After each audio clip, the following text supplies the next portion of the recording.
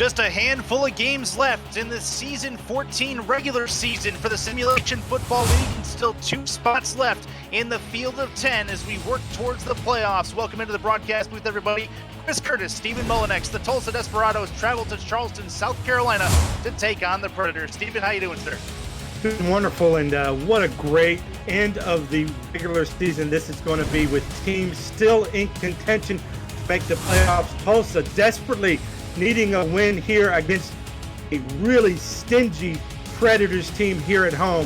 They're going to have to pull this one out, and it's going to be a tough battle, but one that's going to be entertaining, Chris. If you are Tulsa, you control what you can control at this point. Just win, baby. That's all you can do. On Charleston's side, they can go as high as the 2nd seed with a win and tiebreakers working in their favor. We'll see if that's indeed what happens for them as we get going. Charleston, South Carolina, the site, as we welcome you into 11 Sports In for the fans. Thanks for making us a part of your afternoon. A full slate, 4 games on the docket today for the SFL, 3, 5, 7, and 9 times pending based on previous conclusions. We're just about ready for football, though. The Predators and the Desperados getting ready to go. The Tulsa Desperados in their all-white uniforms, the Charleston Predators in the throwback Indy Red Devils uniforms. We'll go over reasons for that here in a bit, but we are just about ready to go as the ball is on the tee, and the Predators will get the first crack at the football. So we'll see TD Drew and company just after the kickoff. Kick is away, and it is caught at the 5, returnable to the 20. Moving right at the 20 to the 25, and that is where they will be stopped. And we will see this first possession. The Predators offense led by TD Drew. They also have Keith Swearingen on that line. He's the main back. Ken McCarl, Buchanan Simons, your wide receiver. Lyric Da Vinci, Jay Taylor, your tight ends. And then on the offensive line, Shepard, Vilcarian, Nate Garner, and Wilch Menner, your tackles and center for the Predators. We're ready to go with play number 1 from scrimmage in Charleston. At the line, barking signals is TD Drew. He has the first throw. The left-hander will be sacked on the first play from scrimmage. The defensive line for Tulsa gets to him and makes it a 6-yard loss. Yeah, really surprised that Charleston opted not to have Swearingen on the field there, going with no backs in the backfield, and TD Drew there getting sacked. Really just great penetration by this defensive line.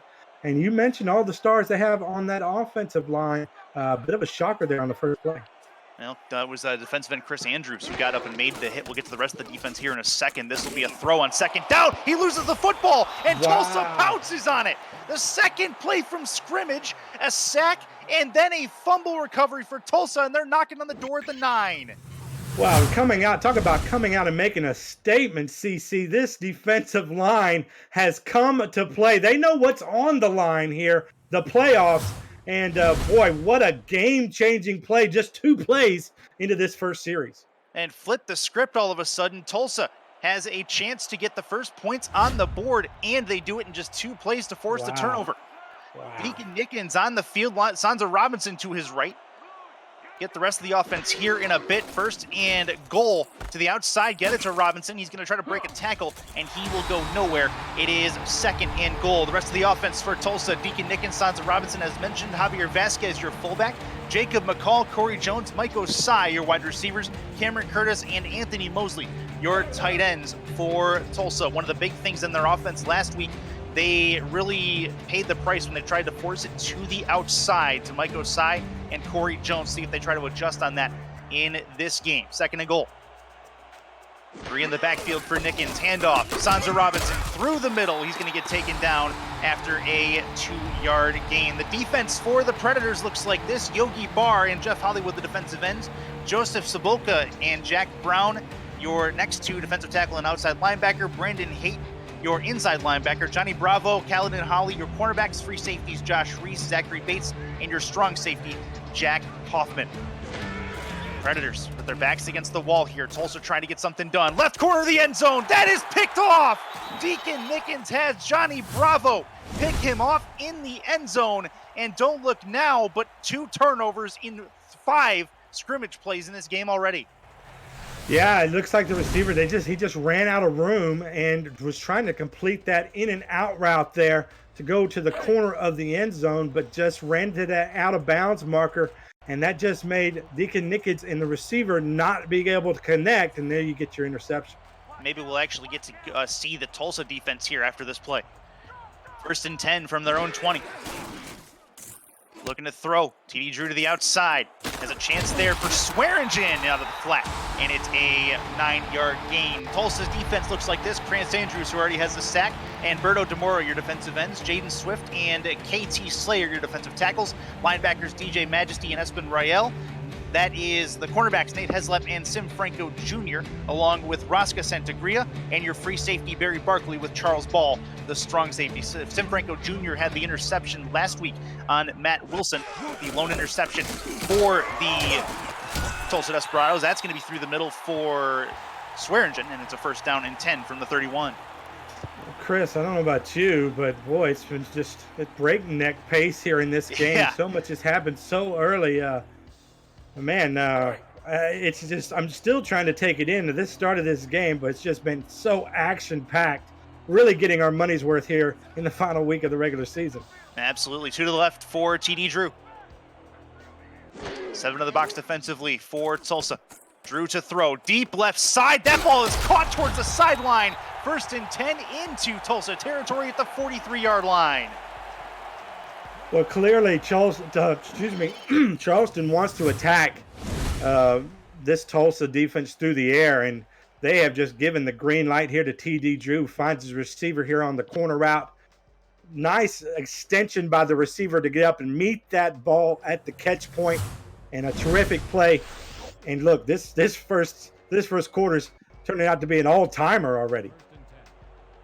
Ken Maccaro, your receiver on that particular throw. It is 1st and 10. Swearingen is the lone back.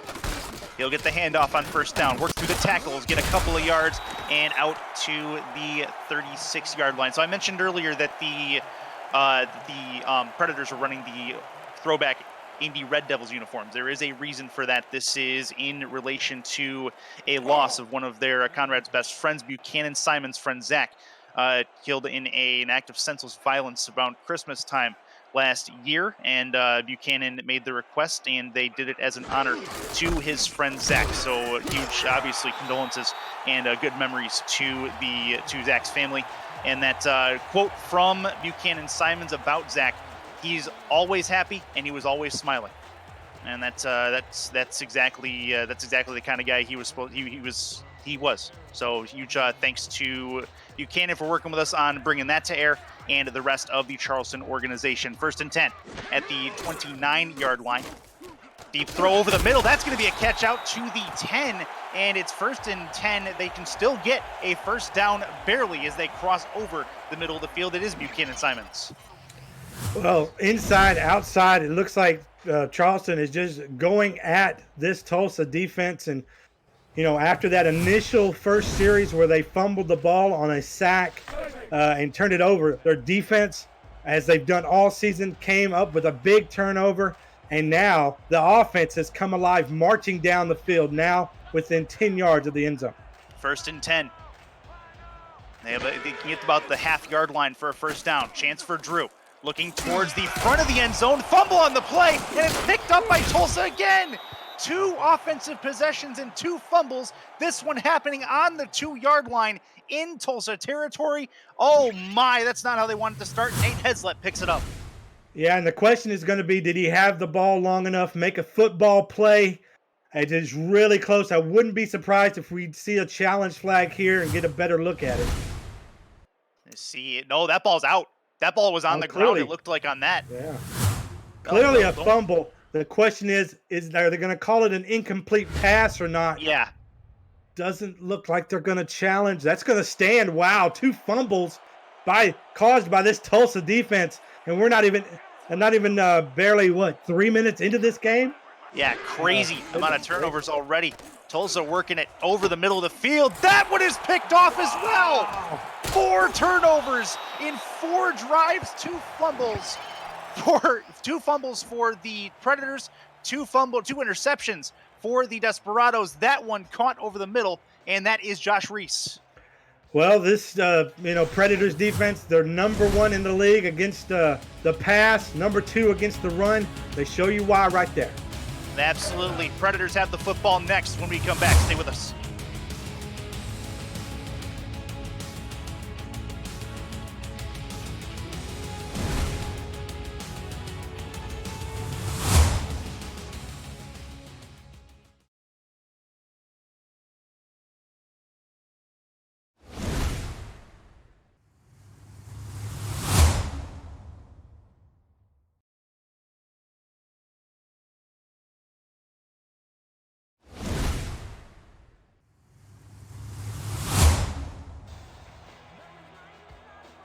Dave Axis in chat at twitch.tv/FTF next. That he says, put your fours up, as in 4 turnovers on the first 4 drives of this football game. Predators have the football just outside the red zone. Handoff to the right he goes, and that is not going to work. Swearingen gets taken down after a 3-yard loss, Stephen. Yeah, well, clearly Tulsa watched the game film. They saw that Swearingen's coming off a huge monster of a game, a 52-7 win over the New Orleans Pharaohs. He had 34 carries for 298 rushing yards and 4 touchdowns. They're going to key in on Swearingen today. He had over 300 all-purpose yards as well, had about 60 yards receiving. That's going to be a throw to the right side, just near back to the line of scrimmage, but a 1-yard loss instead. 3rd and 14, and they're going the wrong way here on a long 3rd down. No huddle. They are indeed doing that. This will be a chance for TD Drew, left side. That one is picked off. 5 offensive drives and 5 turnovers. 3 by the Predators and 2 by Tulsa. Yeah, and this is a guy for Tulsa who has come up huge this season. Barry Barkley going to register his 9th interception of the season and making that in incredible fashion. Just a 50-50 ball. The defender against the receiver. Defense wins. Oh, man, this is a brutal start for offenses in this football game. And now on their own 2-yard line, Tulsa starts this next drive. One of the weirder starts to an SFL game we've seen in recent memory. That's going to be through the middle, a 3-yard loss. Let's talk about Charleston and their defensive points allowed, Stephen. Yeah, and the best that they've done so far here in the last 4 seasons. The number one average, allowing just 17 points a game, 218 passing yards per game. That's number 1 in the league. Only 79 rushing yards. That's number 2 in run defense. Just a terrific unit. Offset I formation for Nickens. Handoff Sansa Robinson. He's got some green in front of him. Has to try to turn the corner. He's going to get to the sideline and get taken out after a 24-yard run. 1st and 10 Tulsa as they move it out of danger. Yeah, Sansa Robinson, the silky smooth athlete. Reminds me a little bit of Allen, the old Oakland Raiders, Los Angeles Raiders player back in the day. Just that 6'2" frame is exactly the same. About 20 pounds more than Allen, but it has got that speed combined with power that you don't see a lot. Under center is Nickens, 2 in the backfield. 1 of them is Robinson. 6 on the line defensively. Handoff Robinson, but he will go nowhere. They will get him for a loss of a yard. 2nd and 11. Yeah, just great penetration there by the linebacker.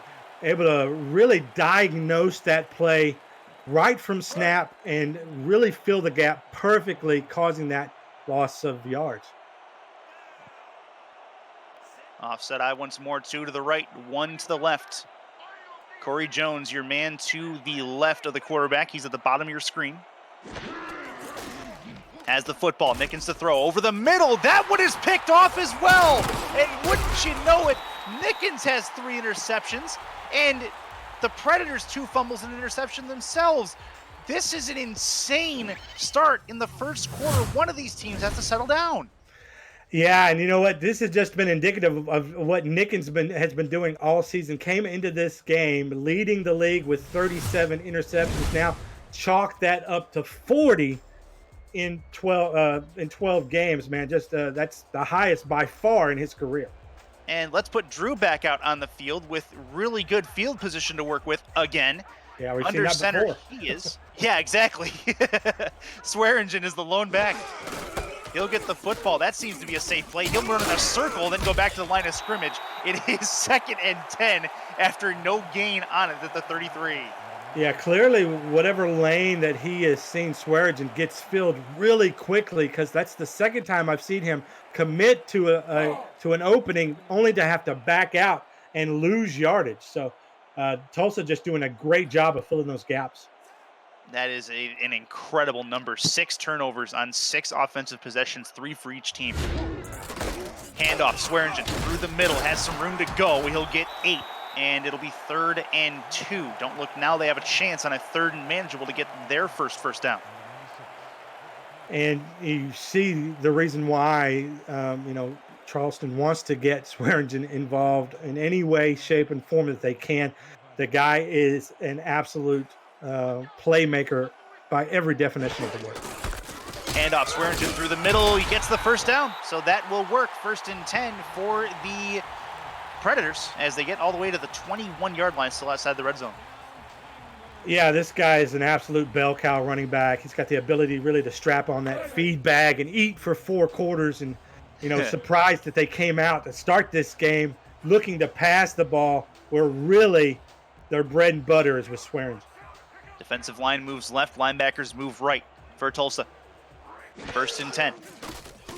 Throwing his TD Drew from the outside to the flat. Swearingen has some room on the outside trying to truck a defender, and he'll get past 1, but not past 3, as it'll be 1st and goal, gets down to the 5, and they are knocking on the door again. Yeah, Swearingen 6'1", 245. He's not afraid to mix it up in the old briar patch. This kid's tough. And look at him look for contact and really look to punish some people out there, making some defenders probably consider an early retirement. This is as close as they've been to the end zone. Last time they were in this area, though, they had an interception on the 2-yard line. See if they can punch it in this time. Through the middle, going nowhere as Swearingen gains nothing, loses nothing, 2nd and goal. Yeah, and I wouldn't be surprised if Charleston just doesn't continue to go to the well there and see maybe even on 2nd, maybe even on 3rd down, continue to get the ball to Swearingen. At some point he's going to break through. Tulsa stacking the line defensively. 2 to the left for receivers. Swearingen the lone back for TD. Drew has the football, handoff through the middle. It's Swearingen. He gets a couple, or maybe 1, but they're going to say nothing. 3rd and goal. Well, Charleston comes into this game with the number 5 rushing offense in the league, averaging 125 yards a game. That's all on the shoulders there of Swearingen, but they come in with the 19th passing offense, so clearly shows you what they want to do, certainly passing here on 3rd down, though. From the 5-yard line, see if they can get to the end zone. Drew has the football, backs up, throws, back to the end zone, got it! That is a touchdown for Charleston. We finally have our first points of the game. It is Mike Osai. No, I'm sorry, that is not Mike Osai, that is Buchanan Simons. Yeah, and there's a lot of defenders there in the area, but just no one. Simons, they seem to be clustered up there towards the front of the end zone, and it's just Simons doing a terrific route, able to get that burst of speed and that separation to get him alone in the back corner of the end zone. I like that. Simons, when he did that, he actually put 3 Tulsa Desperados in the same area, basically let them pick each other as he clustered away from them. That works. Kicker on for the Predators. Extra point pending. Amanda Moyer set up for the extra point kick up and on the way. It is up and it is through. So a 7-0 lead for Charleston. As they have the lead, they'll give it back to Tulsa. After this, you're watching the Simulation Football League on 11 Sports and for the fans.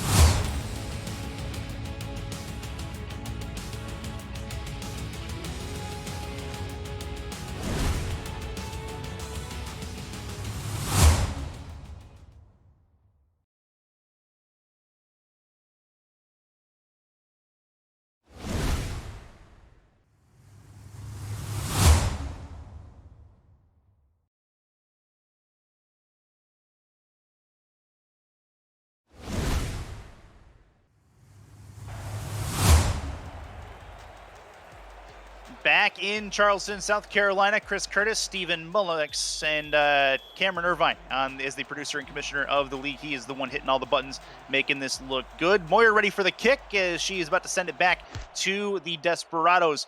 If you just joining us, you've missed a heck of a first quarter so far. as this will be returned back to the 20-yard line, out to the 23. Deacon Nickens back out on the field. The last time these two teams met, a lot less chaos, Stephen. Yeah, that's for sure. And but Charleston did come through with the win here at home, and Mike Osai for Tulsa had a really nice game there. TD Drew struggled a bit, but still 3 touchdowns, 2 interceptions. So these two teams, it just shows you they've been competitive. Tulsa actually does lead the series 3-2. And Charleston trying to tie up that series as well. 2 in the backfield for Nickens, looking to throw on first down, and that was nearly picked off as well. He was looking for Corey Jones on the outside. That went nowhere, 2nd and 10. Well, previous to that incompletion, Deacon Nickens was about to make some history here, and not the good kind. 3 passing attempts, 3 interceptions. So all 3 of his first passing attempts were picked off. I guess he was just lucky to have that one batted down. Yeah, Jack Brown on the pass deflect on that particular play. 2nd and 10 for Nickens and company. Got Robinson as the deep back in this offside eye.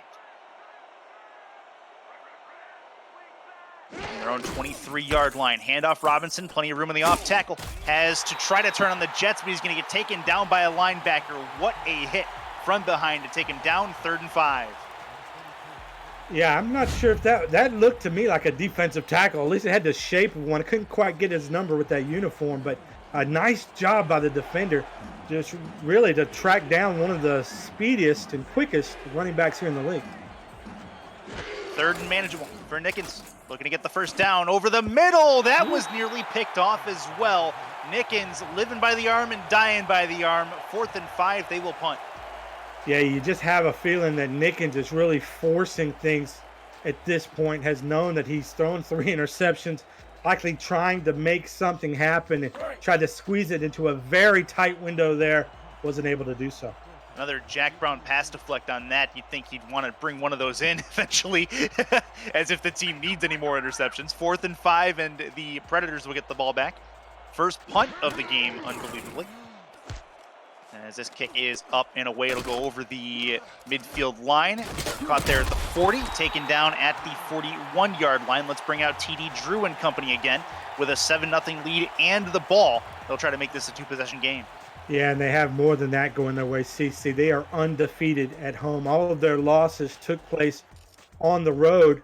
That being said, they have lost 3 out of their last 4 games, so a bit of a skid for them, but they like that home cooking. Under center, TD Drew. Handoff Swearingen through the middle, has a couple yards, drags the defender for 3 yards, make it 2nd and 7. Let's talk about the rewards for these teams should they win today. Tulsa obviously needs a win, and they will put themselves in a position in tiebreaker purgatory, as it is, as they are putting themselves in a 6-6 hole. But then you look at Charleston, they win. And they will win and get themselves possibly up to the 2 seed. We'll talk more about that when we come back to Charleston, South Carolina. This is the SFL on 11 Sports and for the fans.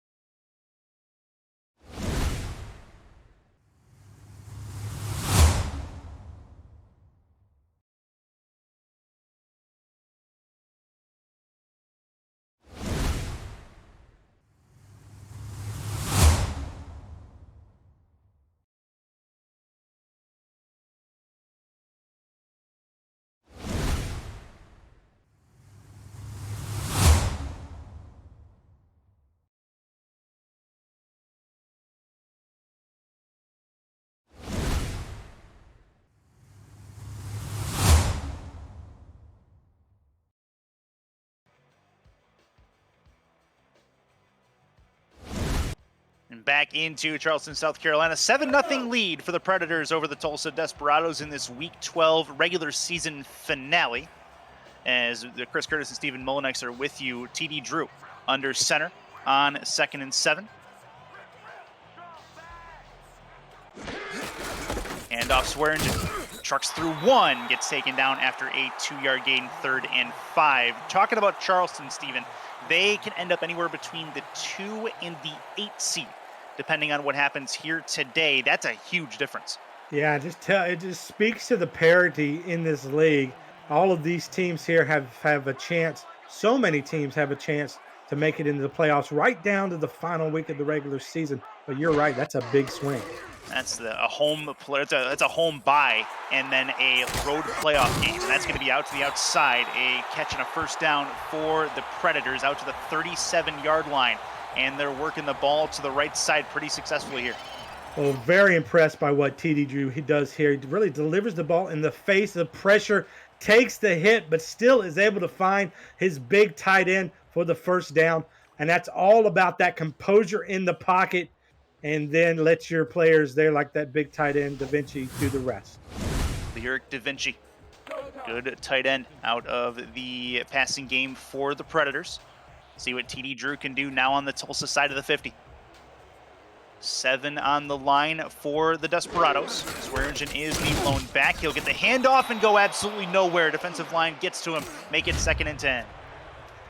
Yeah, really gang tackled there right at the line of scrimmage, and a good job by Swift to really bring down one of the harder running backs in the SFL to bring down in Swearingen, who we've seen him destroy a couple guys already in this game. 2 to the left, 2 to the right. One in the backfield. Swearingen gets it on a 4-wide set, and he will go nowhere once more. 3rd and 10, and Tulsa have really stepped up to try to keep Swearingen in front of them. Yeah, like a hammer on a nail. They just keep putting Swearingen right there in the middle of this, this defensive line, and they've really come to play. Tulsa's defense has really stepped up. They know they can't afford to be down too much here to a Charleston team who hasn't lost here in this stadium. Great open field tackle by Espen Rael to keep Swearingen in front of him, knock him down. Drew to throw on 3rd down. He's got a catch and a completion over the middle. It's 1st and 10 at the 14-yard line. And don't look now, they're moving in the red zone. Yeah, and they just do a great job of finding their tight ends in the middle of the field here. It's Lyric Da Vinci once again, just on a little post route, and really there's nobody around him, and TD Drew able to find him in a sea of open grass. He has been the star on this drive, maybe with the exception to TD Drew, who's been able to find him. Swearingen the lone back again. 7 in the box defensively, and Swearingen busts through 1 but not 2. He's going to get taken down after a 3-yard gain to the 12. Well, it's good to see them continue to go through Swearingen, and even though he's been stopped a couple of times, they will continue to test this Tulsa defense. But I've been really impressed by TD Drew. Has completed 10 of his 11 attempts so far, 1 touchdown, and that interception right there at the goal line. 2nd and 7. Trying to get themselves to a 2-touchdown lead. Over the middle, that was tipped in, incomplete. That was close, but Espen Rael knocks it away. Well, clearly learning that lesson on the fly. Had an earlier play go to Lyric Da Vinci right in that same area, still targeting his big tight end. But this time, the defense was ready, collapsed. Likely has a lot to do with the fact that they're so close to their end zone. That defense kind of compresses, and it makes it harder to complete those kind of passes. Gotta try a bend but don't break attitude for Tulsa. Over the middle, towards the end zone, but not quite there. Down to the 2. It's 1st and goal. That'll work. Jay Taylor, the backup, comes in and puts it away. Yeah, and I don't think there's a better team in the SFL that utilizes their 2 tight ends than Charleston. They just do a good job of using them and using them in all different ways. We saw Da Vinci get a first down on the outside. We saw him get one on the inside. And then we have Taylor here, another one on the inside of that defense. 8 on the defensive line. Through the middle, Swearingen. Does he get in? No, he does not. 2nd and goal, down to the 1. Wow. And Rael comes up with the tackle, looks like again. Second and goal for the Predators as they are getting ever closer, but the Desperados really clinging to that 7-point deficit. They don't want it to get any bigger. Handoff Swearingen through the middle. He's going to get stopped again. No gain, no loss on it. Make it 3rd and goal. Well, this Tulsa defense had a goal line defense, particularly against the run, has been outstanding. They have stonewalled Swearingen several times already here in the first half, and I would reckon to guess that they'll turn to TD Drew here to try and get this in the end zone like they did the last time they had the ball. And Jaden Swift had the tackle on the line. See what they do on 3rd down. TD Drew barking signals at the line. Making some changes. Handoff Swearingen right-hand side, and he's going to get taken down once more. Down to the 4-yard line, a 3-yard loss, and they will have to settle for a 3-point try. Well, normally, Chris, that's a good bet. Swearingen 3 times right there near the end zone. He's going to get that in the majority of the time, but not the way this Tulsa defense has been playing, especially right there on the goal line. They do a great job of containing one of the best running backs here in the SFL. 21-yard chip shot for Amanda Moyer. Kick is up and on the way. It is up, and it is through. 20 yards away, a 10-0 score. Charleston has the advantage. Tulsa gets the ball back when we come back to South Carolina.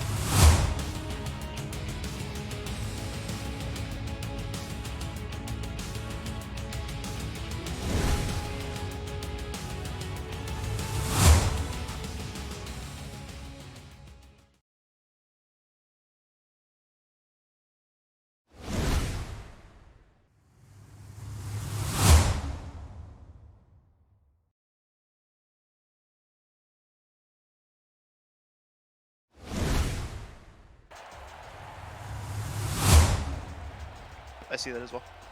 Charleston back with the football, about to give it back to Tulsa. 10-0 lead for the Predators. They're trying to keep the Desperados down while they're kicking and screaming. Desperados get the football back at their own 5-yard line. It's returnable from there.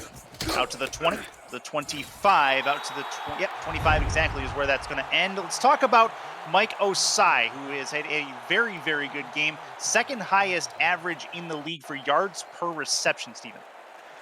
Yeah, that's right. Averaging 19.2 yards per catch. Actually, going into this game, he's only 13 yards away from 1,000 for the season. He actually has the most catches in a season in SFL history, 167 back in season 11. He does not have a reception as of yet. Maybe they can change that on this drive. Nickens over the middle, and it's picked off again. An amazing interception once more, the 4th time this half. Nickens has thrown a pick and another turnover in a turnover fest of a game. It's Josh Reese for the 2nd time today. Yeah, you're right. His 2nd in this game, and just does a great job of playing center field. And the way that Nickens is playing right now, just playing too much hero ball. But these are 2 guys here that we've already called their names in this game for interceptions, Barkley and Reese. These 2 guys, now Barkley with 9 and Reese with amazing 10 interceptions on the season, and it just keeps getting higher and higher. It's been an absolute field day for the defensive side of the ball for Charleston. That's going to be a Swearingen run. 1st down, it turns into 2nd and 5, and he is having a pretty good day, but albeit a decent workload as well. Yeah, the real story going into this game right now, though, is Deacon Nickens. 4 interceptions on 6 passing attempts. Just not giving his team enough of a chance here on the road against the #1 defense in the league. Handoff once more for Swearingen. Breaks through 1, breaks through 2, trying to get through 4. That's not going to work. 1st and 10 out to the 20-yard line with 5 and change left here in the 2nd quarter. Well, look, Swearingen, this guy's an absolute killer, right? He will tear your heart out, and he'll tear their heart out of the defense and show it to them pumping. This is a guy that seals games, and boy, they have turned to him when they have needed him most, and really, he is the main force behind their playoff run, including their #1 ranked defense. Under center, TD Drew, 2 to the left. Lone back is Swearingen. 7 on the defensive line for Tulsa. Handoff Swearingen trying to get through I believe that was the B gap. Not going to work. 2nd and 11 at the 21-yard line. Well, it's been a nice tug of war between Swearingen and the things that he can do and this Tulsa defense. It seems as if they're trading off Swearingen will get some yardage, and then he'll get stonewalled back and forth, back and forth. It's been a good battle in the trenches. KT Slayer on the stonewalling on that particular play, 2nd and 11. Looking to throw, it's going to get taken down, sack on the play. It's a 4-yard loss, and Tulsa starting to stand up defensively. Yeah, and we saw this earlier in this game. We saw in that first series, this defensive line absolutely come out on fire, causing a fumble by TD Drew there on that second play of the series. And once again, establishing their presence in this game. They can try and get them back in it. Demora on that sack, looking to throw. TD Drew to the outside, tipped and incomplete.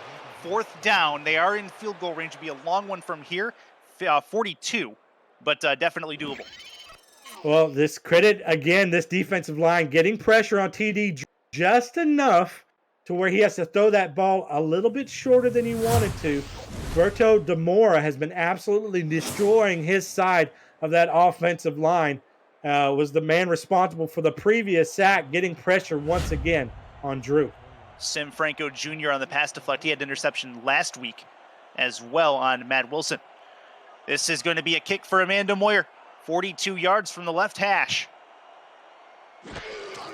Snap good, hold good, kick up and on the way. It is up, and it is through from 41 officially, and that'll make it a 13-0 ball game, and the turnovers absolutely killing the Desperados at the moment, and the points off turnovers doing real good work right now for the Predators. They've seemed to calm down. Yeah, but let's give credit also to Tulsa's defense. Charleston should be up way more than they are. To only have 13 points after 4 turnovers by your quarterback is a blessing, and Tulsa's offense just needs to take advantage of that. And this kick is going to be gone towards about the 2-yard line, returnable from the 2. Out to the 20, moves left at the 20 to the 25, and gets taken down at the 26-yard line. So don't look now, Deacon Nickens. He has 4 picks in this first half. Redemption time for him. It needs to start right now. Yeah, and it needs to start with his first completion, and he doesn't have that yet. And we're almost at the end of the second quarter, which is just tells you what kind of a defense Charleston puts on the field to absolutely blank one of the league leaders in passing yards. Nickens ready to go. Calling some signals at the line. Throws short. That is a tip and incompletion once more. That's not going to work. The backup King was the intended receiver, and it's 2nd and 10. Yeah, the chemistry's just all wonky right now, and it doesn't seem like any of the receivers and the quarterback are on the same page. And it might be one of those things where you just kind of have to close up shop, go into halftime, and try to figure out something to get this offense started. Sanza Robinson, 6 attempts on 23 yards on the ground currently. They can use him getting going as well. Throw for Nickens to the outside. There's a completion. 3rd and 3, 7 yards on that particular one, and that is Corey Jones with his first grab. Corey Jones, 71 receptions, over 1,000 yards in receiving, averaging nearly 15 yards per catch, but an absolute dream of a receiver there on the outside. And him and Osai, they make for one of the best combo receivers in the NFL. SFL. Under center is Nickens on a 3rd and 5. They cannot go 3 and out here. That's a shovel pass that did not work. Nickens is going to be lamenting that. 4th and 5, and they will have to punt it away with 3:16 left in the half. Well, that's an offensive coordinator desperate to do something to get this offense going, and tried a little trickery to do that. But boy, the defense was right there, and maybe, as you said, if Nickens had another shot at that, he might have pulled that ball back and tried for something a little bit deeper. Punt upcoming. Give the Predators back the football. Hunter lined up at his own 17-yard line. That punt is away from the 20, and it'll get down into about the 40-yard line, 30-yard line, excuse me. 31 is where they'll stop him, and let's bring back out TD Drew and company. Chance to go up now 3 scores in this football game if they can do it just before the half. Tulsa will get the ball back at the start of the second half, reminder. Now we got to start thinking about this Tulsa defense has played outstanding, limiting Charleston to just 13 points, but we got to start to think about fatigue a little bit here, and that's going to allow some big plays here by Charleston. Swearingen through the middle, goes absolutely nowhere. 1 yard gain generously. Second and 9 on the horizon. They were able to stay off the field for a little while, Stephen, during that 3 and out. It seemed like it took a little longer than normal, at least. Yeah. I mean, at least Tulsa was able to complete a pass. That's positive. You got to build on those kind of things. But the way their defense is playing, they've kept the Desperados in this game.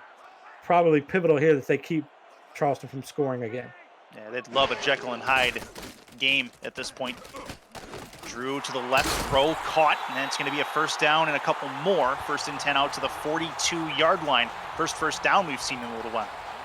Yeah, and give Charleston's offensive line a lot of credit there, giving TD Drew a lot of time. That took a lot of time for that route to develop and for the tight end to cross the middle of the field, but able to do so. And actually a little bit of a rub route there, using the other tight end to kind of be his blocker there and open up that separation to allow TD Drew to get the ball in. 1st and 10 from the 42. And off Swearingen, plenty of hole to run through. He's going to have 9 yards, make it almost 10, 2nd and inches. If you guys are just joining us, you've missed a whale of a game. We've got more coming, but 7 turnovers in this first half already between the two teams. We've got 2-minute warning, 120 seconds to halftime. We'll be back to Charleston.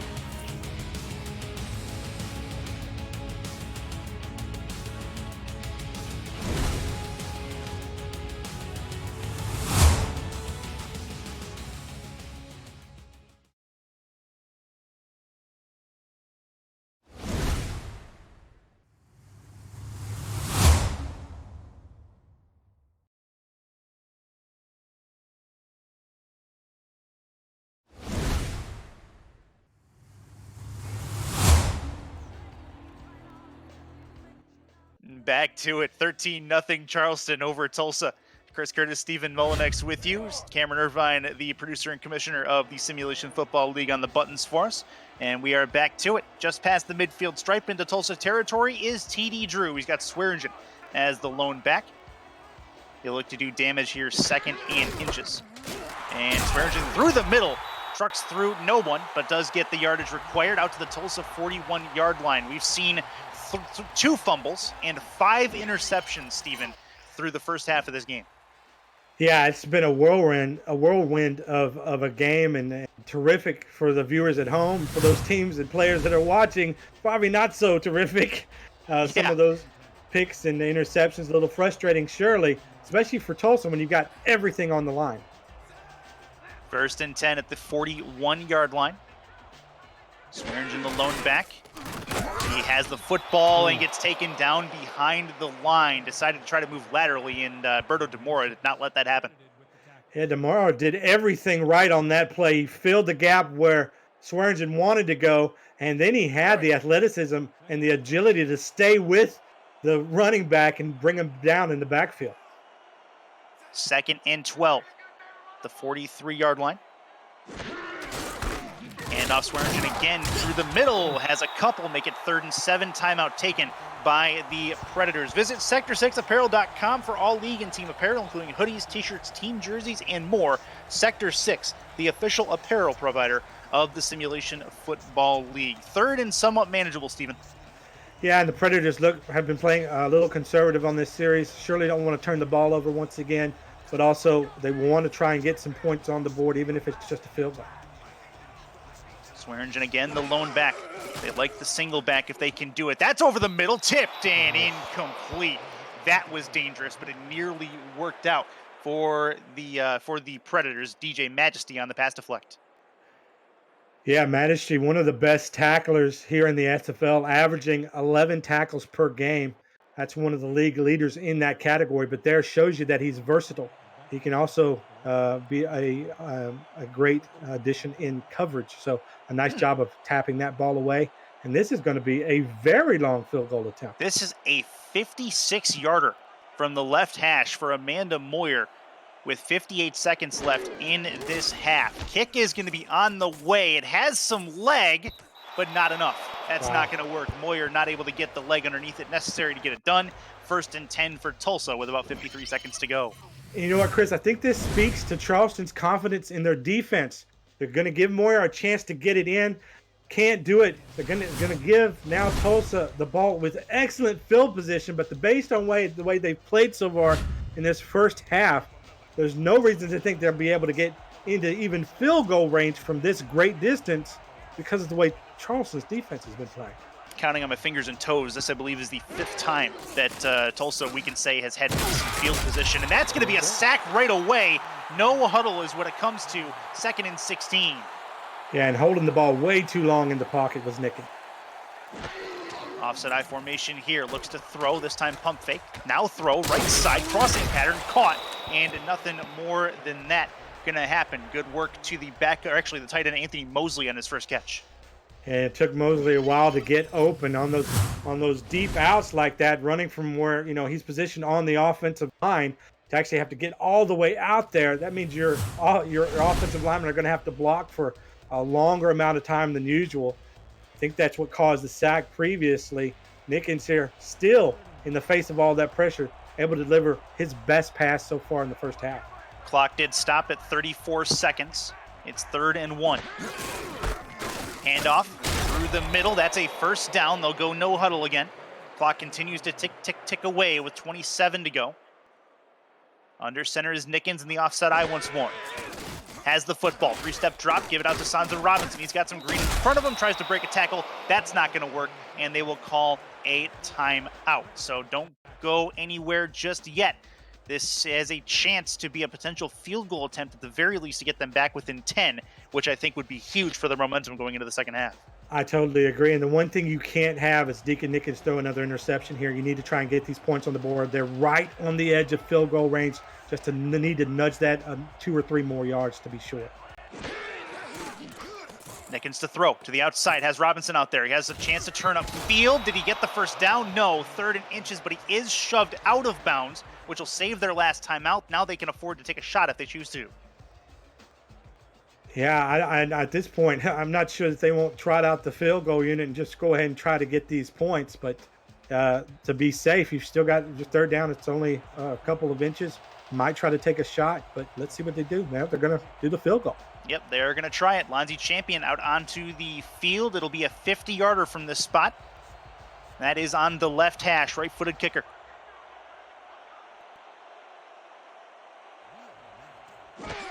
Snap good, hold good, kick up and on the way. It's got plenty of leg behind it. This one is up and through. That one probably could have gone in from 56.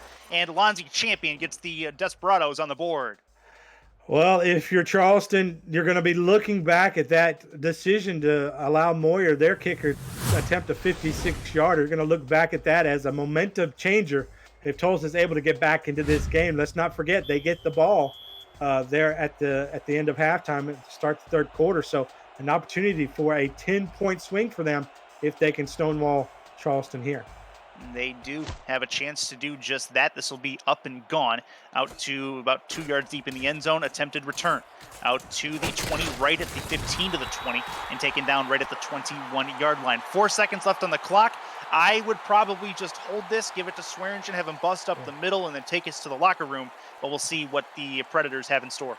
Yeah, these teams have surprised us before. They don't always follow that logic. So right, it's could be a very exciting 4 seconds, or they could do what you say. They could just go ahead and be satisfied with the 10-point lead going into half. Offset single back. Swearingen off to Drew's right side. That'll be a handoff to Swearingen. Going through, gets 5 yards, takes a seat, and that is going to do it for the first half of play in Charleston. Halftime with a 13-3 score is what we're looking at, and that will bring us to the locker room. So, with 10 points the deficit, let's go to Stephen Molinex for his halftime thoughts and analysis coming into the 3rd quarter. Well, I think the key word of this game in the first half is turnovers. We've just seen a record number of turnovers in this game, most of them coming from the Tulsa side. Those 4 turnovers you see there on the screen, they have all been interceptions by Deacon Nickens. In fact, he has 4 completions and 4 interceptions. First time I've ever seen a stat line like that through a first half. But this is a game that is still very much up for claim, as this Tulsa defense has done a terrific job of limiting Charleston to just 13 points. They should be up by way more than they are.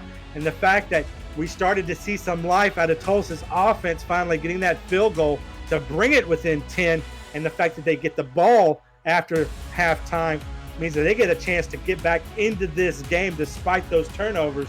But it's going to take Deacon Nickens to have a little bit of amnesia and forget those turnovers from the first half. You are right. The word of the day is turnover. 3 words or less. What is your favorite flavor turnover? My favorite flavor? I think those are 3 words. My favorite favor. There you go. That's a question, but also 3 words.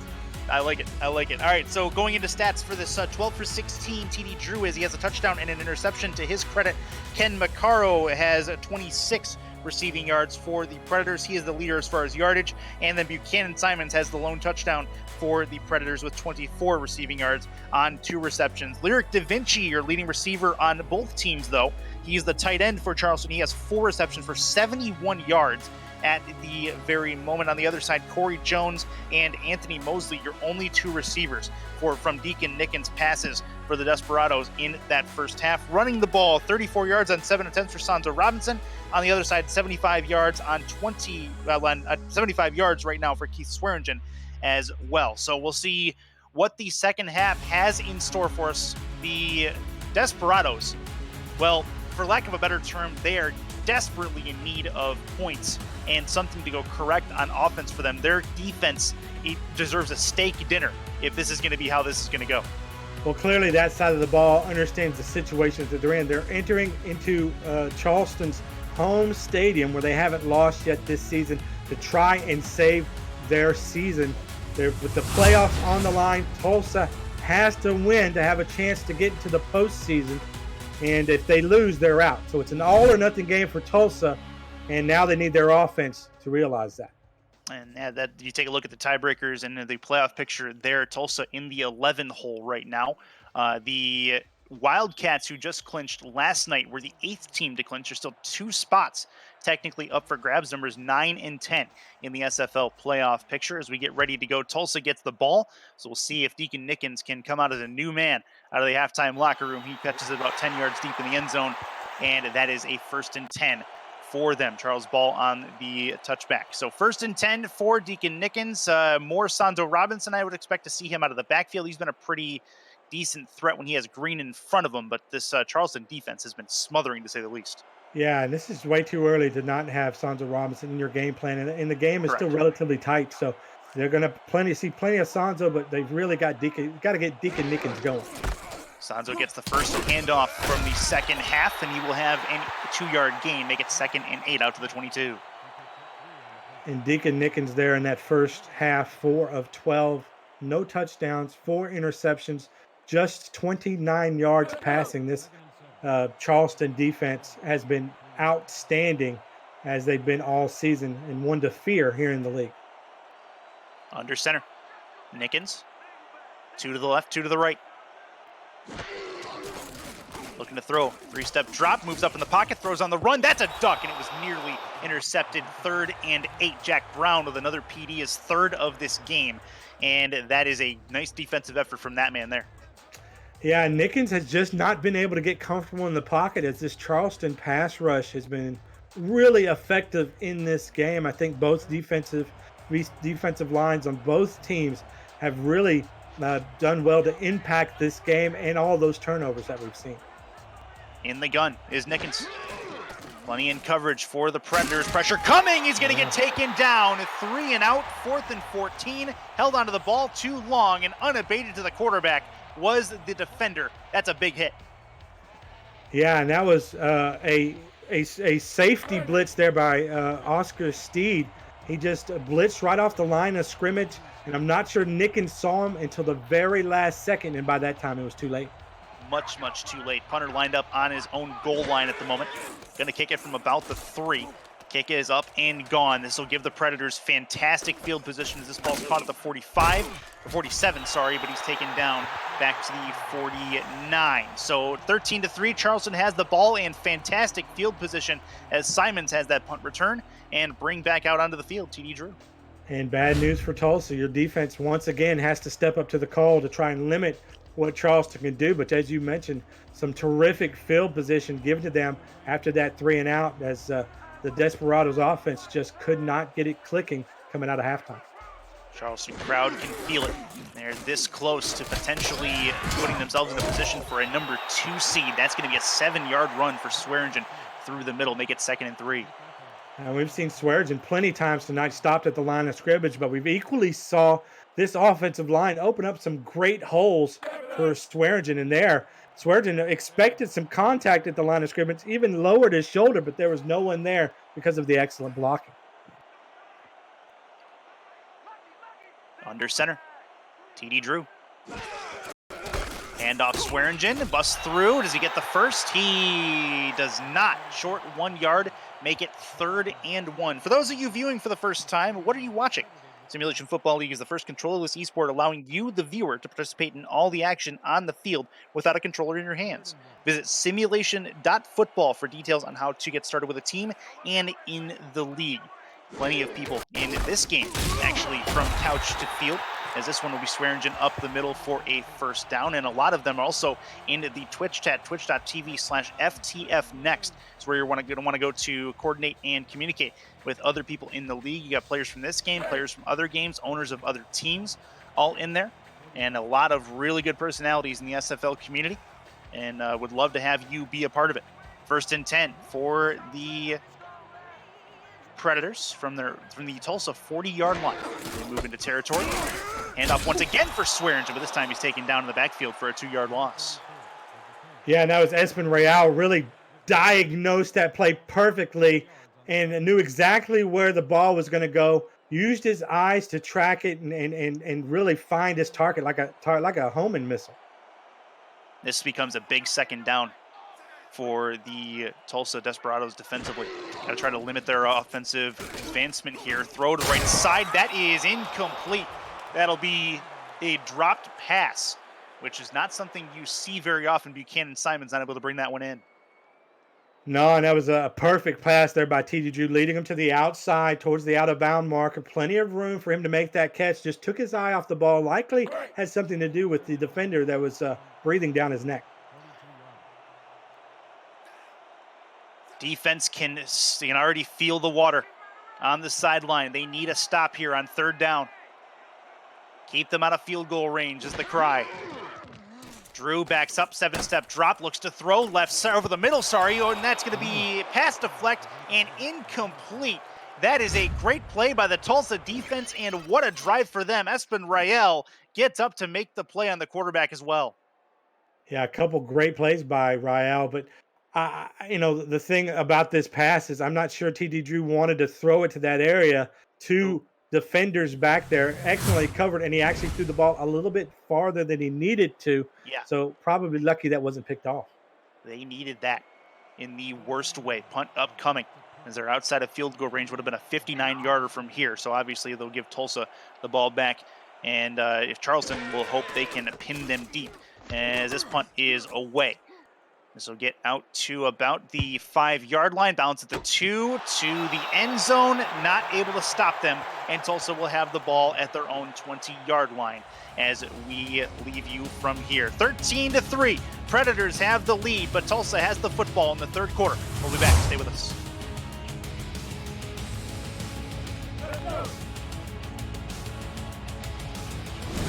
Don't forget to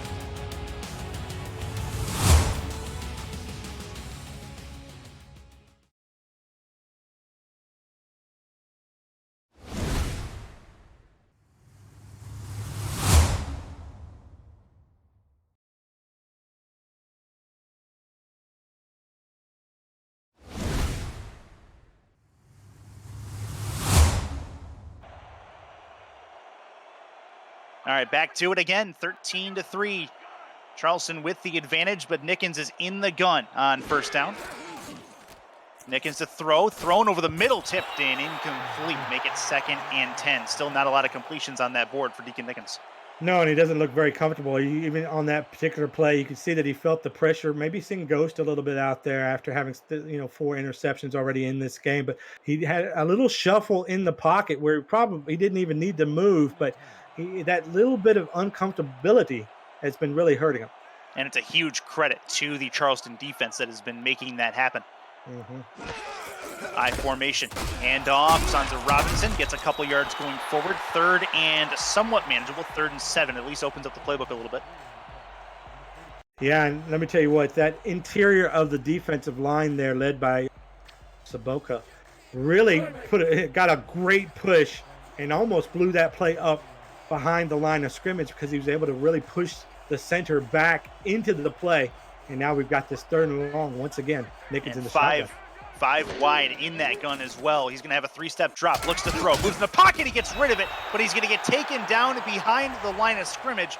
4th and 7 again, and another quick 3 and out, and that is not what the Tulsa defense wants. Yeah, and that was Jack Hoffman there on the sack, and it was actually a double safety blitz. They blitzed both of their safeties to go after the quarterback, and Nickens just had no one open to go to. Hunter on for the Desperados. They'll get rid of the ball again. And this is going to be up and gone.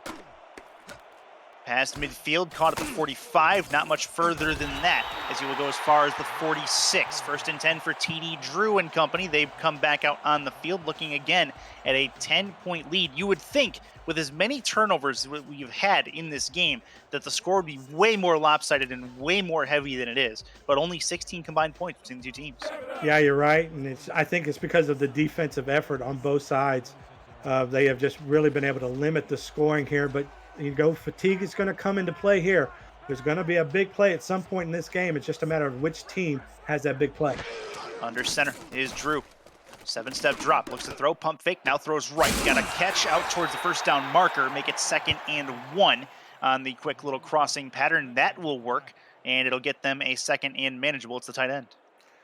Yeah, again, they like their tight ends on those middle deep outs like that, but it's a matter of the time it takes to let those routes develop, and this offensive line so far has been really doing a better job of protecting TD Drew. Handoff Swearingen, he's got a 1st down and more out to the 35-yard line. 1st and 10 again. On that last play, Jay Taylor was the namesake on that tight end as he gets his 2nd catch, but Swearingen making things happen up the middle and getting them a new set of downs. Well, Swearingen is a proven workhorse in this league. He wears down defenses, and it's certainly doing so here, I believe. He's powerful, yet he's graceful as a north-south athlete, and there it shows you he can really fit through those tight spaces there, able to find a nook and cranny in his offensive line, poke through, and get that 1st down. To your point, we've seen what happens when he tries to move laterally, and Tulsa was all over him on the couple of times that happened. Swearingen under center. Looks to throw. He's going to get it to the outside. That's caught, turning a corner and getting a few yards, make it 2nd and 4. TD Drew having a decent day now that things have started to calm down. Jay Taylor seems to be his favorite target right now. Yeah, him and Da Vinci have really been the top receiving threats here, although it's Simons that has the lone touchdown. But yeah, again, Charleston loves using this 2 tight end set, loves implementing that. A lot of defense aren't ready for it. Handoff Swearingen through the middle and an immediate tackle. Gets 1 yard, maybe. It's 2nd and 8. Like to see that Charleston, they are continuing to do what they need to do to try and win this ball game, and that's mixing the pass and the run. Seeing plenty of Swearingen already in this game. Let's not forget that he is coming off an epic performance where he almost had nearly 300 rushing yards. Looks to throw. In time, he's going to get taken down, though, and the Tulsa defensive line stands up once more. They force him out of field goal range, which is key, and that is going to be a huge loss on the drive for the Predators as it keeps Tulsa in it. And Namora actually registering now his 14th and a half sack there on the season. And that play, I believe it was designed to be a screen pass to Swearingen, but there was a defender out there in that area, and it just broke up the play. This will be a punt upcoming. Kick is up and away towards the sideline. It'll bounce at the 10 and out to the 7. And that is going to bring us to a change in possession. 13-3, Charleston with the lead, Tulsa with the football. When we come back, you're watching the Simulation Football League on 11 Sports and for the fans.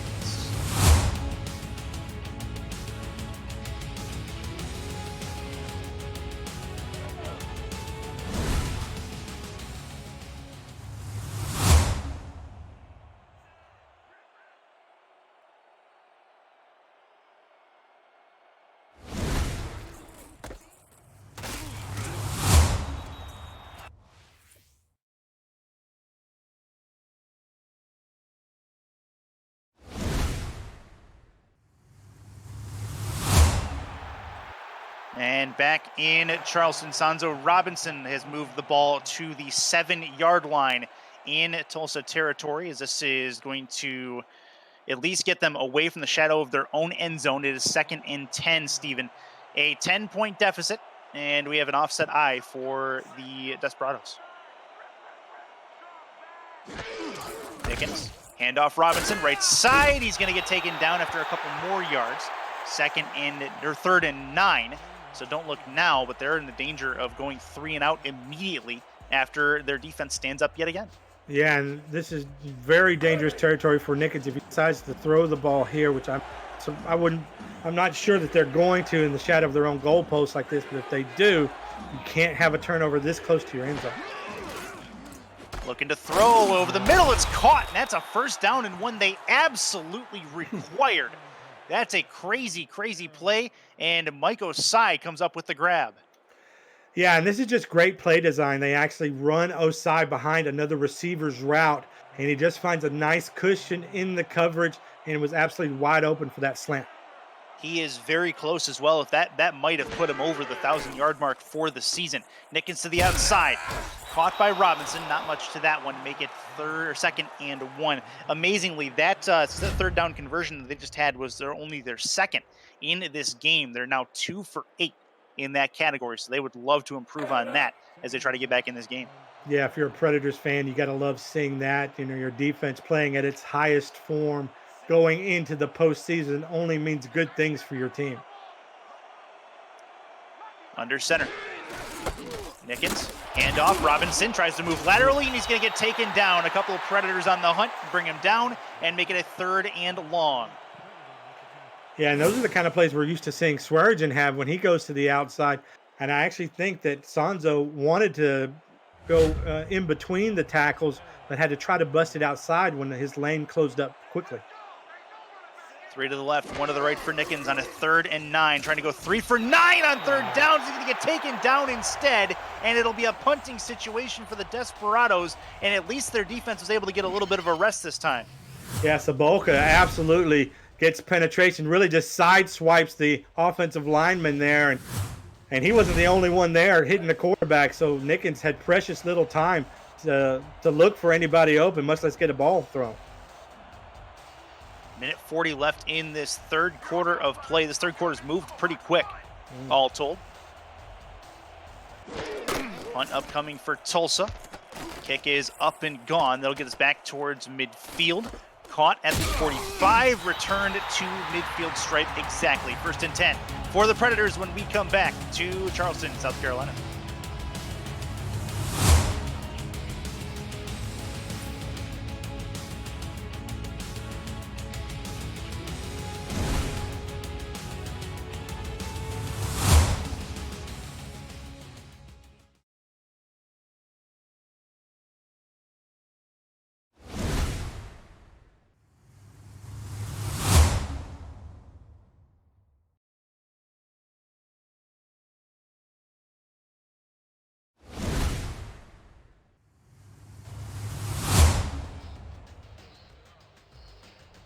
Back to it. 13-3. Predators have the lead with a minute 24 left in this 3rd quarter. TD Drew under center. He's had a decent day. Not a great day, but a decent day. 1 touchdown, 1 interception so far, 14 for 20. And he'll get a handoff to Swearigan through the middle for a 2-yard gain, 2nd and 8. 170 just about through the air for TD Drew to this point in the football game. He's been steady. Maybe not great, but steady, which is all they really need against the Tulsa. What Tulsa's doing right now. Yeah, when you've got a defense playing lights out the way that this Charleston defense is, you just need your quarterback to be efficient and not turn the ball over. Under center. Drew backs up, 5-step drop over the middle, tipped and nearly intercepted. That was dangerous. I was looking for Da Vinci on it, and that's going to bring us to our defensive takeaways this season. We've seen 7 turnovers in this game already, Stephen, and they add to that list here. And is there any question as to why? To anybody who watched the first half of this game, we saw all those takeaways from both of these defenses to play outstanding, and they've been doing that all season long. In the gun. Swearigan to the right. On a 3rd and 9, over the right side, tipped and incomplete. Tulsa playing lights out right now, right when they need to. Charles Ball gets in front of that ball. Yeah, and that was all about the pressure this defensive line has been putting on TD Drew. And, he's been really efficient, 14 of 22, just under 65% completion of his passes. But the defensive line at time has taken over this game and, give them a lot of credit for keeping this game to 10 points. And we haven't seen a single score here in the third quarter, which is shocking. It's going to be a defensive slugfest, looks like, here in the second half. Benjamin Warner on the high snap gets the ball to bounce at the 10-yard line to the 4, and it's stopped at the end zone. Get it out to the 20-yard line, and that is going to get a new set of downs for the Desperados on offense. Yeah, that was really close. He must have had a shoelace on the end zone because it was really tight, but that benefits Tulsa, who needs every ball bounced their way that they can get. 37 seconds left in this third quarter. Nickens is in the gun by himself. 3 to the right, 1 to the left. Left-hander looks to throw. There's a flag on the play as well. He's going to get taken down. We'll see what Stripes has to say. Might be a holding call somewhere in the secondary. Yeah, that wouldn't be surprising based on how long Nickens held the ball. Holding, number 68. So offensive holding is going to be called. Predators are going to take that, and that'll shrink the field a little bit defensively for the Predators as the Desperados are backing up a bit. Yeah, and what it is this offensive doing everything that they can by hook or by crook to try to stop this defensive line pressure. And despite the hold, Nickens still got sacked. Yeah, it's been a rough day on that particular edge of the scoreboard. And off Robinson trying to get some of these yards back, and he will get 1, maybe. Other than that, not much to that. 13 to 3 it remains. Predators out in front. Yeah, and Chris, it just feels like Tulsa's offense is just scrambling for answers, and they're going to need to find some in this final quarter. 1 stanza left in what could be the Tulsa regular season. 13-3. Desperados are down at this point, but they have the football. We'll be back right after this.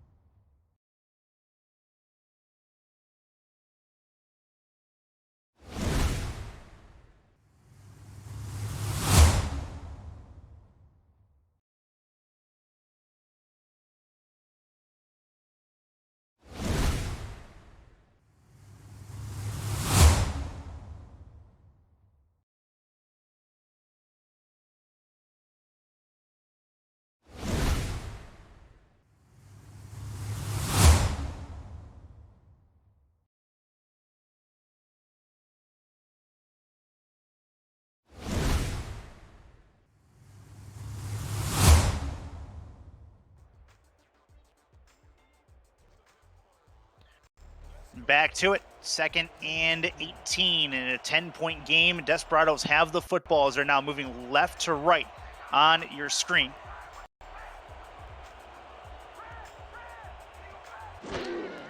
Nickens to throw. Looks deep over the left side. That is well incomplete.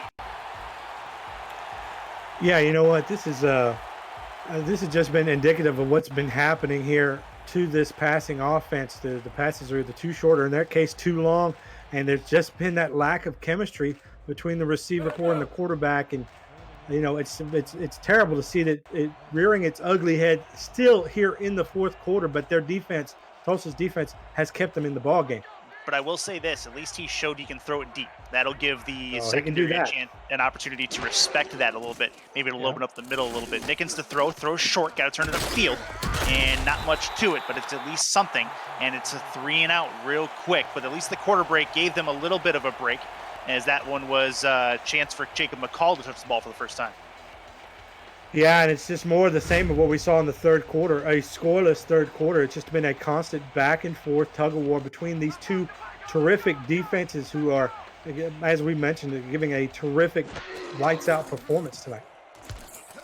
And this punt up and away. It'll get back to midfield and a little bit further out to the 42-yard line, and a huge hit laid out was the punt returner Simons, and that is not going to work. Let's talk about the Keith Swearingen effect on the Charleston Predators. He's been very, very good all season long.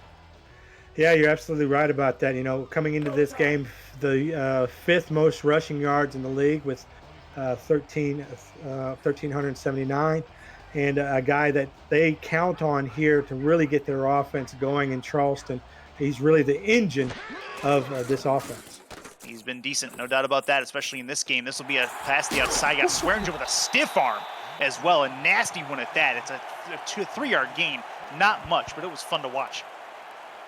Yeah, kind of a diminutive running back, although he's 6'1". He looks pretty small out there on the field, but as you mentioned, he deploys a mean stiff arm, and he puts a lot of power behind his pads when he runs. So you'll see a lot of those plays that you would expect from more of a bruiser back.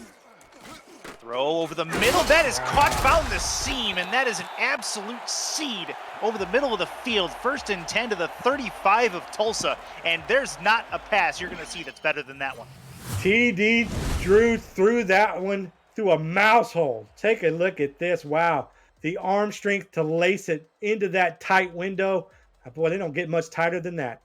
Yeah, Ken McCarroll on the receiving end of that absolute bullet.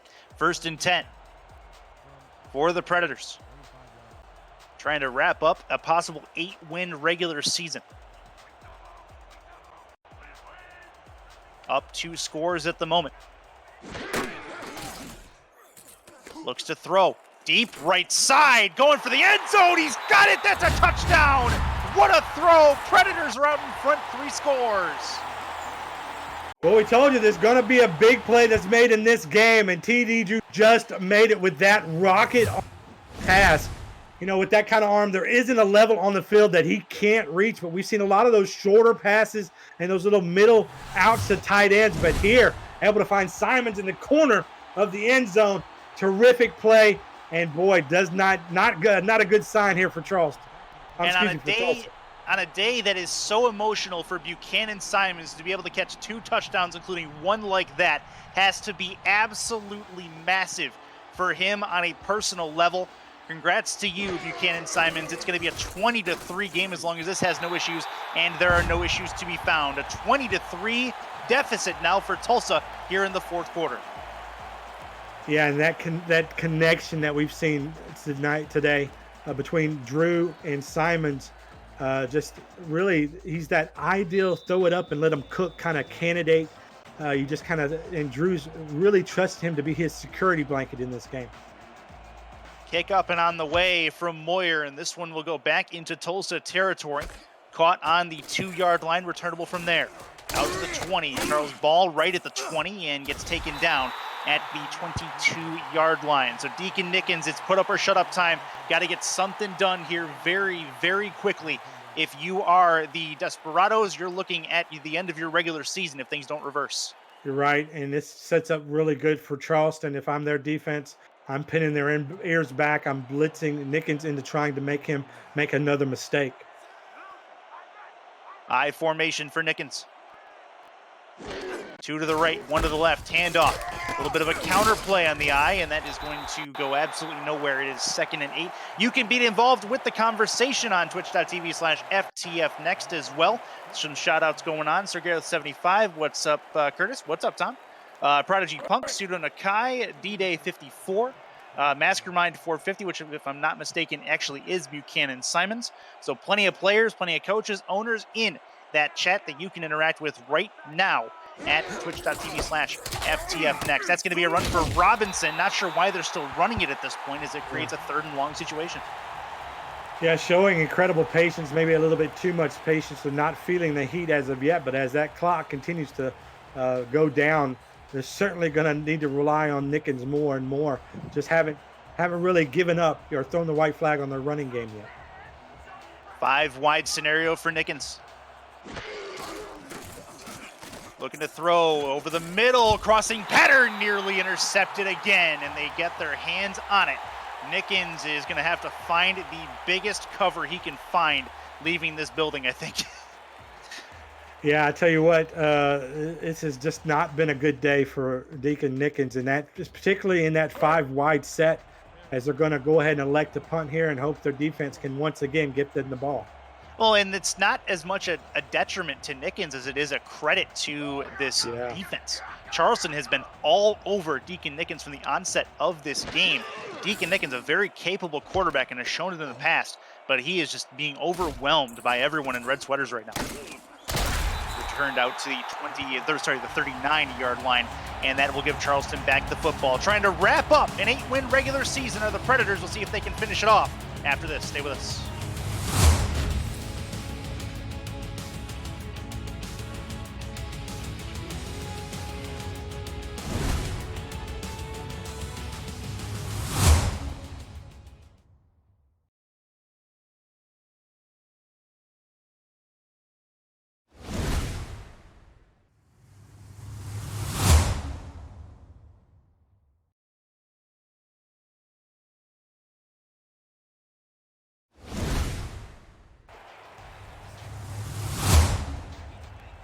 Back into Charleston, South Carolina, as we look at the Charleston Predators. If they're able to hold things here, as long as the chips fall their way, they can go as far as the 2nd seed and get themselves a bye in that first round of playoff picture. Steven, is it's an incomplete pass to the left side. Yeah, that's just a really big swing, and they need that bye week. That's something that every team treasures, to give them that extra time to prepare, and they get to let to see the lower seeds and them battle it out, and gives you another week to scout those teams that you're going to be facing, plus that coveted home field advantage. So a lot of benefits get to you if you're able to get up to that number 2 seed. And if you're drop all the way down to 8, that's a whole nother set of circumstances that you don't want to deal with.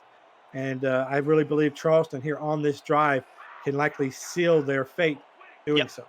Yeah, absolutely. They would put themselves in the upper echelon. The teams with that 8th win, if they can hold on to it, this will be a run through the middle for Swearingen. Not much to it. 3rd and 10, and they haven't really gone a yard, but they're continuing to tick time off of that clock as they continue to run the ball. Should have run it 2 times, I would think, as they try to bleed down the rest of this time. Yeah, and look, based on what their defense is doing, I feel like they just let all the pressure off the shoulders of the Predators' offense, and they've done just enough to win this game. Well, we're not done yet. Still 7 and change left. This is going to be left side and caught, and that's a big first down to get on 3rd and long. Their first positive play of this drive, and that is Buchanan Simons once more. Well, when they've needed a big play, they've turned to Simons, and he has delivered just a deep out route here, or maybe even a corner route there based on his angle. Able to jump for the ball. Looked like he was on a trampoline a little bit, able to get up, meet that ball at the highest point, although he was catching it with his chest a bit. That's a real nice vertical on that man there. 7 in the box defensively for Tulsa. Trying to get this ball back and force another turnover. We have not seen a turnover since the 2nd quarter in this, after starting out with 7 turnovers in the first half between both teams. It's an amazing stat. In the gun. Looking to throw. He's going to get taken down. Drew gets sacked, and that's a nice play by the Tulsa defensive line. A 7-yard loss. Well, Tulsa's defense is going to be able to come out of this game, regardless of the outcome, with their heads held high. They have done a terrific job of putting pressure on TD Drew. That time it's Chris Andrews. Before it's been Alberto Demora. But these defensive ends have been crashing in on TD Drew and affecting his play at times. But it might not have been enough, but we'll see. Andrews with his second sack of this game. Drew moves in the pocket, throws short over the middle crossing pattern, and that'll get him a few back, make it 3rd and 8. And you can see the stark difference between the quarterback play there as TD Drew is able to be been certainly more efficient, got those 2 touchdowns, whereas Deacon Nickens has had problems just completing a pass in this game. Ken Maccaro on the grab for that play. 3rd and 8, and I'm realizing that there might be a shot or chance. Oh, that's a free play. Charleston can burn him here. He goes long right side. That ball is caught towards the 10, the 5, touchdown. And is it who I think it is? I think that's Buchanan Simons for his 3rd of the day. It is, and on that same route that he scored previously, they're going to go ahead and decline this call. That was an offsides, and that's going to count. That's a touchdown, and it's that same in and out corner route that he ran before for the score, and Tulsa just caught flat-footed there in the secondary, not able to catch up to the elite speed of Simons, and Drew showing that cannon of an arm again, able to get it out there, but Simons on his trampoline once again gets up in the air to catch that, and then is the type of athlete that can break a tackle, get you that yak, and get you that score. That's a crazy play from Buchanan Simons and caps off a great day stats-wise on his 3rd touchdown reception of this game. That's going to put him over 100 yards receiving as well, and he has been a monster on the offensive side of the ball for the Predators, more so in the second half than not. Moyer's going to put up the extra point. That is up and through. It's a 27-3 game and a likely swan song time for Tulsa unless they can get a quick score. Yeah, and look, the Desperados defense, for as great as they played this afternoon, they've also been on the field a lot, and we knew that fatigue was going to, at some point, play a factor. And I just think the ineptness of their offense really led to their defense's downfall on those 2 back-to-back scoring touchdowns. And that'll be back towards the goal line, caught on the goal line and brought out to the 15, to the 20, left at the 20, to the 25. And Charles Ball tried to break one here, got close. It's 1st and 10 for Tulsa at the 29-yard line. Yeah, and Ball, a dangerous kick returner, has been ever since he stepped foot here in the SFL. Already has 2 kick return touchdowns on the season. Nearly had his 3rd there if he broke that final tackle, but they're going to need to get a spark from someone. Maybe it'll come from him. Mike Osai is still a couple yards short of 1,000 as well, 3 yards short. I'd like to see him get it on this drive. This will be a run for Sansa Robinson. He's got some room to go. 1st down and more out to the 40-yard line. A nice 12-yard run. Yeah, I'm really surprised that they're electing to run there on 1st down. Down 24 here in this game with the clock ticking here in the 4th quarter, but it turns out to be an excellent play by them as the blocking is outstanding, and really Robinson being very patient to follow his blocker allowed him to get an extra 5 or 6 yards. 1st and 10 for Tulsa. Very few 1st downs on the day, but none more eventful than that one. That was a pretty nice one. Offset I formation for Nickens, who's under center. Looks to throw over the middle. That's caught. And a 2nd and inches as that one will end up at the midfield stripe. Very close to a 1st down, but not going to happen as they grab the tight end. Yeah, and that's a rare thing that Nickens has had in this game so far, and that's an open receiver. And there, just a nice slant route by the tight end right off the line of scrimmage. Able to find him right in open, right in the middle of the field. That has been a rarity because this defense has played so well.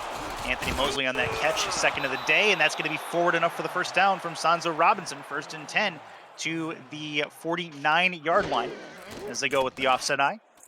Throw to the outside, tipped and incomplete. That was nearly a pick 6 back the other way. Real nice job jumping that route. Yeah, the defender put him himself in perfect position to make that play. Boy, dangerous pass once again by Deacon Nickens. There, just a short little out route. But Johnny Bravo was right on top of it. Johnny on the spot for sure. Yeah, Johnny Bravo already 1 interception in this game. Nearly had a 2nd one there. 2nd and 10 for Tulsa. Nickens 7-step drop, looks to throw, heaves it deep over the middle. That ball is caught. Longest pass of the day for Tulsa, gets him down to the 21-yard line. Yeah, and that's going to get Mike Osai there to the 1,000-yard mark, but that's also going to make that over 17,000 yards for Deacon Nickens on his career. And that's going to be a shovel pass that goes forward, but not very far. In fact, they'll lose a yard, 2nd and 11. Congrats to both those gentlemen. 7-step drop again on the no huddle. He's going to get taken down behind the line. He'll lose a lot of yards, make it 3rd and a mile with about 3:55 to go.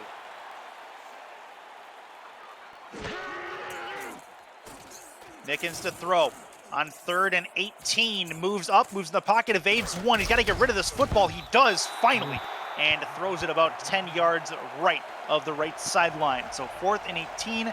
They're in field goal range. I would imagine they're not going to go for one here if they want a chance to come back in this, but they are already probably out of time. Yeah, well, Nickens did a nifty job there in the pocket. There was just absolutely no one open, and the wise veteran there throws it out of bounds. But here they are, 4th and 18. I really think this is the ball game here.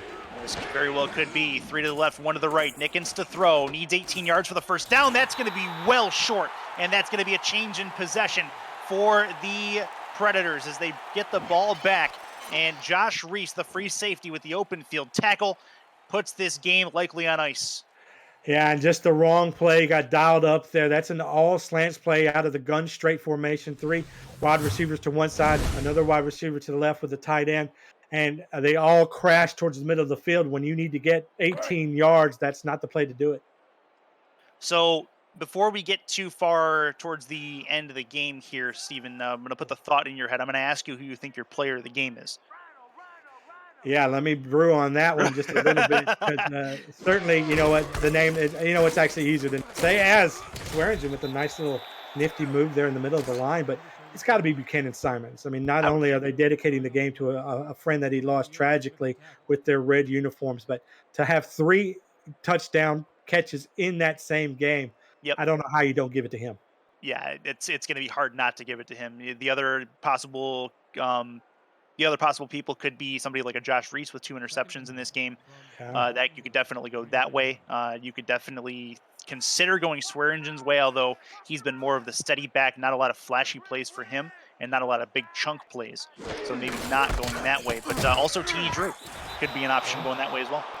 And you know what? I wish they would give out a group MVP every once in a while, because this defense for Charleston has been, might have played their best game of the season. And that says a lot for them going now into the playoffs, you know, likely highly ranked into the playoffs. So that just bodes well for them. So if you could give a group award as MVP, I'd give it to this defense. Yeah, that's not wrong either. Good, it's a good on you to think about that as well. As we look at a 3rd and 2 for Charleston, trying to extend this drive a little bit longer and bleed more time off the clock. 19 seconds till we hit the 2-minute warning as well. And this will be a Swearingen run that doesn't go very far. Make it 4th and 3, and they'll bleed the time down to the 2-minute warning. Yeah, and in that way, it accomplishes its goal. It runs that clock to the 2-minute warning. It's going to allow Tulsa to have to use up their timeouts here after they come back from the break. Yep, so 120 seconds left in this football game. 27-3, Charleston up on Tulsa. We'll be back right after this. You're watching the Simulation Football League on 11 Sports and for the fans.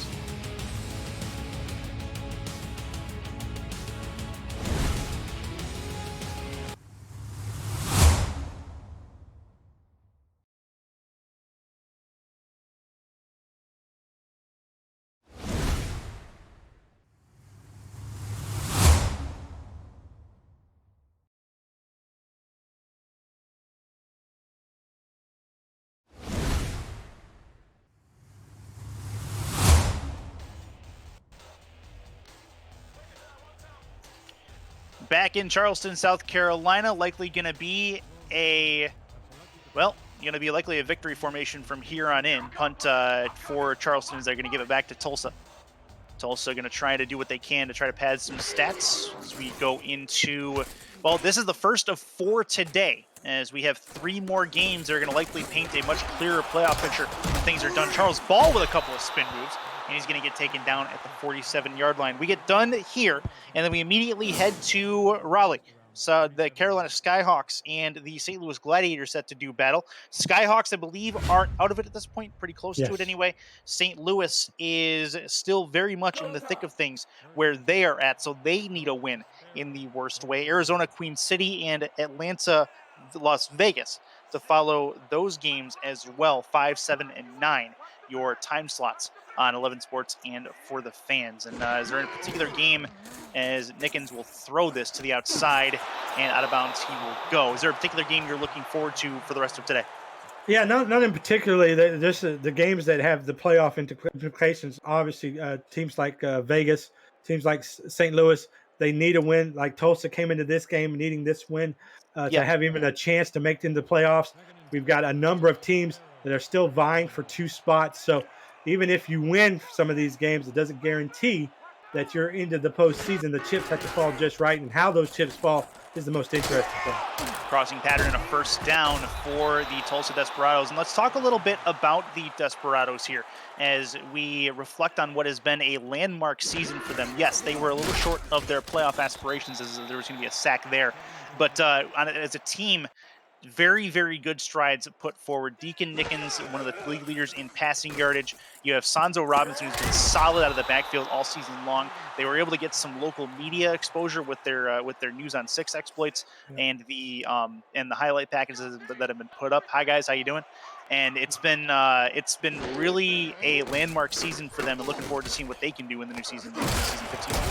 Yeah, and I think their defense played their best, had their best performance of the season in this game, despite what the score says. For a good 3.5 quarters of this game, their defense played as well as Charleston did, and that bodes well for them going into next season. They certainly have the pieces for success, as you mentioned: Yeah. Deacon Nickens, Michael Sy, Corey Jones, just some of the names. Jacob McCall even has come up big in big spots, so they have all the pieces. They just got to figure out a better way to put them together, and that's what the offseason's for.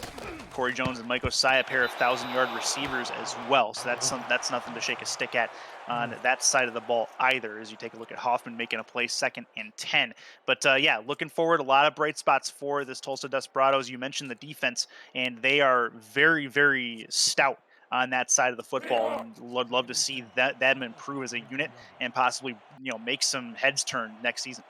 Yeah, I mean, we talk about this defensive line. I mean, they are stacked full of talent. We've called the names of Chris Andrews and Berto DeMora in this game for sacks, but they also have one of the best, most veteran, and most talented linebacker corps in the league with DJ Majesty and Espen Real. Be really interested to see if they can keep this unit together and continue to build together.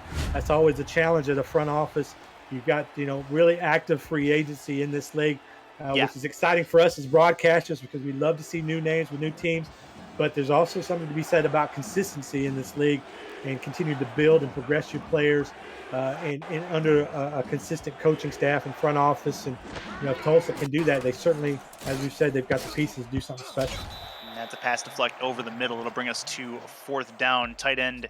That was Mosley was the intended target on that. But yeah, you're exactly right. Charleston, on the other hand, they go into a playoff picture that is very crowded, both at the top and in the middle. If they can somehow find a way to get themselves to that 2 seed, which a lot of chips have to fall in their favor at an 8-4 record, they are looking likely at a very fortunate setup going in. But I mean, if they fall as far even down as 6, it could make things very difficult for them to try to tread through to the championship game.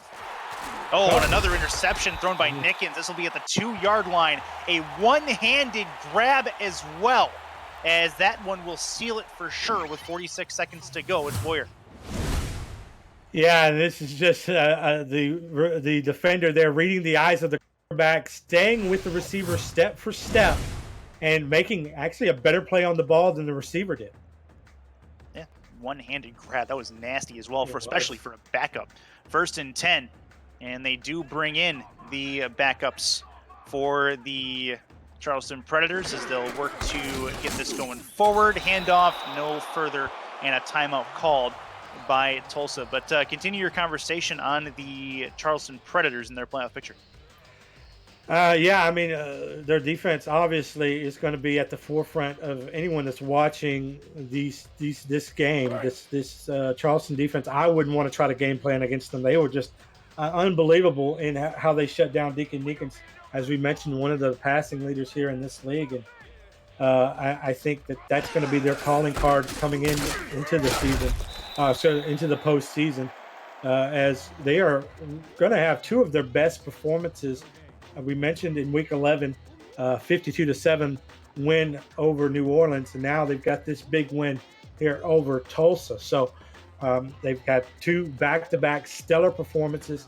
If this score holds, they would have had their defense would have allowed just 10 points in their previous two games, which is unbelievable. That's incredible, and holding the Desperados to without a touchdown as well is pretty nice. They will give up what is likely to be did he get to the one? He did. He got to the 1 yard line, so it looked like it might have been a safety, but not so much. 4th and 11. They'll likely punt it from here just to get the ball out, and with 38 seconds to go, we might actually see Tulsa with the football. Yeah, I think we will, and now they, obviously everything is lost here, but try to gain a little bit of momentum, give your team a little bit of a positive to go into the offseason with. But just a stellar job again by Charleston. They have absolutely dominated at home, haven't lost a single game this season. Bit of a prerequisite. Look at Charles Ball. Hello, Charles Ball making a house call nearly as he gets all the way to the 13-yard line. 3 spins on a nasty punt return, and that is a crazy way to give Tulsa a chance to put a touchdown on the board. Well, nobody told Charles Ball that their season is over. I mean, he is playing to the final whistle, and that's what you want to see out of your superstar players, and that's what makes him special. So, crazy play by Charles Ball, and that'll give Deacon Neekins a chance to try some stat padding here. 1st and 10. See if he can get them into the end zone. 1st and 10, looks to throws to the outside, going to try to turn the corner, not going to get there, but he has an 8-yard completion out there to Corey Jones. And the tick, tick, tick of that clock, trying to get in the end zone here. Looks to throw again. Neekins, 7-step drop, plenty of time, throws to the end zone. That is tipped and incomplete with now 8 seconds left in this clock. Got to think if that was the starters out there, that would want to be one of the longest pick sixes in SFL history, because that was in the end zone and it looked like it was right toward the defender. It just perfectly predicted that route and knew exactly where Neekins was going. That's exactly right. Offset eye for Neekins here. And a 3rd and 2 to the end zone. They've got it. Touchdown. They finally are able to find their way into the end zone, and Jacob McCall has the only touchdown for Tulsa in 2 straight games.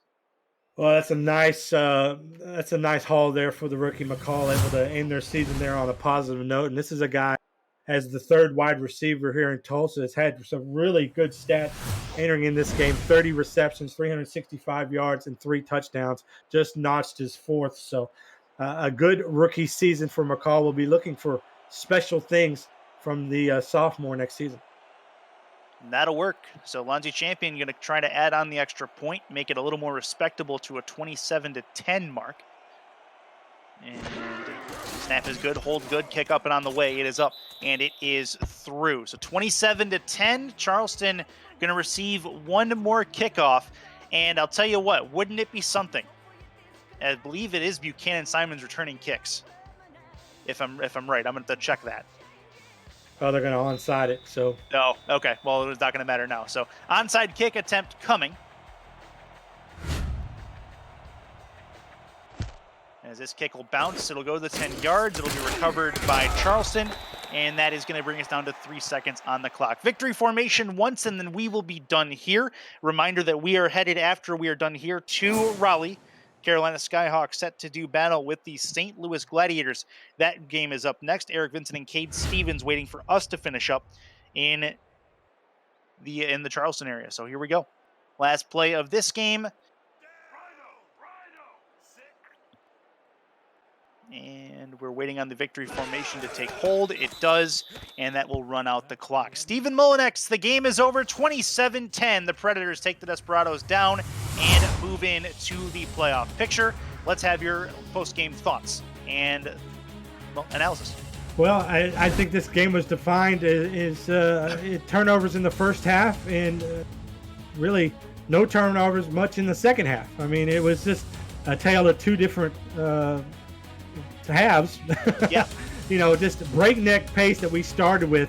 All of those interceptions and turnovers and fumbles and fumble recoveries, it just started in a whirlwind, but it comes out as Charleston is the one who survives it the best.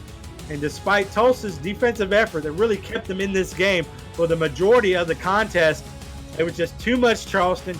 Their defense was just too good, and they allowed time for the Predators' offense to gel and get those late touchdowns to Buchanan Simons, who, as we mentioned, I think is the absolute MVP of this game. It absolutely should be, and hopefully it is. And I know sometimes APF doesn't always recognize those things, but that's, it's right there for the taking. So we'll see if he gets the player of the game nod. In regards to Tulsa, good season for them. They unfortunately don't finish it the way they wanted to, but a lot of positives to look forward to, and look forward to seeing them in season 15. This is only one of 4 games today across the SFL family of networks on 11 Sports, and for the fans, your player of the game at this particular juncture is in fact Buchanan Simons, exactly as deserved. 118 yards, 3 touchdowns, and 24 yards per catch. Congratulations to him. And we are just about finished here. For Jack Brown, Allen, and then Johnny Bravo in the stat truck, Cameron Irvine, the producer and commissioner, and Stephen Mullinex, I'm Chris Curtis saying goodbye and good night from Charleston, South Carolina. We now head to Raleigh in just a few minutes. It's the Gladiators and the Skyhawks next on 11 Sports and for the fans. Thank you very much.